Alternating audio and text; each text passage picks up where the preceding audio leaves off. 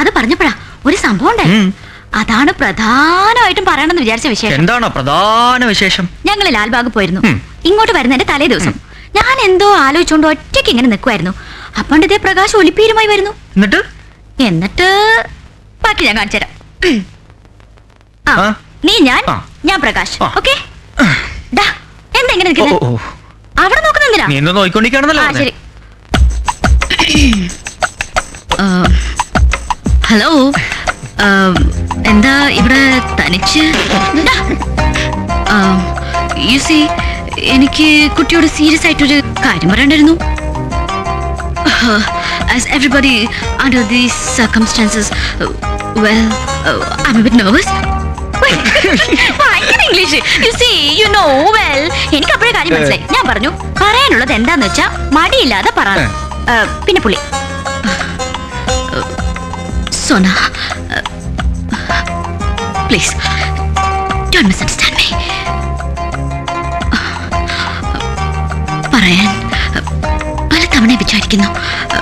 Well, എനിക്ക് കുട്ടി ഇഷ്ടമാണ്. I mean, I truly love you. കുട്ടിയുടെ റെസ്പോൺസ് എന്താണെന്ന് എനിക്കറിയില്ല. വെൽ, എന്തായാലും തുറന്നു പറയണം. അപ്പൊ നീ എന്ത് പറഞ്ഞു? ഞാൻ എന്ത് പറഞ്ഞിട്ടുണ്ടാവും? ഞാൻ പറയാം. നീ പ്രകാശ്, ഓക്കെ?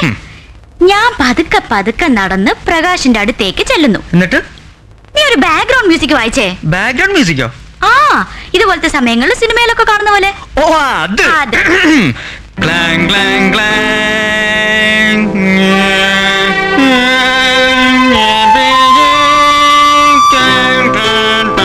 ഇനി സൈലൻസ്.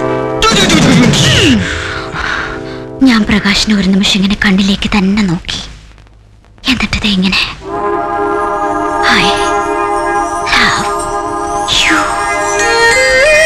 എന്ന് പറഞ്ഞൊന്നും നീ വിചാരിക്കുന്നുണ്ടാവും. പക്ഷെ ഞാൻ പറഞ്ഞില്ല. എന്താ പറയാഞ്ഞേ? അങ്ങനെ പെട്ടെന്ന് പറഞ്ഞാൽ നമ്മുടെ വെയിറ്റ് പോവില്ലടാ. ഞാൻ പറഞ്ഞു ആലോചിച്ച് പതുക്കെ ഒരു മറുപടി തരാമെന്ന്. നിനക്കെന്ത് തോന്നുന്നു? എനിക്കെന്ത് തോന്നാൻ, നിനക്കല്ലേ തോന്നേണ്ടത്. അല്ല, ഞാനെന്ത് പറയണം? സത്യം അങ്ങ് പറയണം. ഇഷ്ടമാണെങ്കിൽ ഇഷ്ടമെന്ന് പറയണം, അല്ലെങ്കിൽ അല്ല എന്ന്.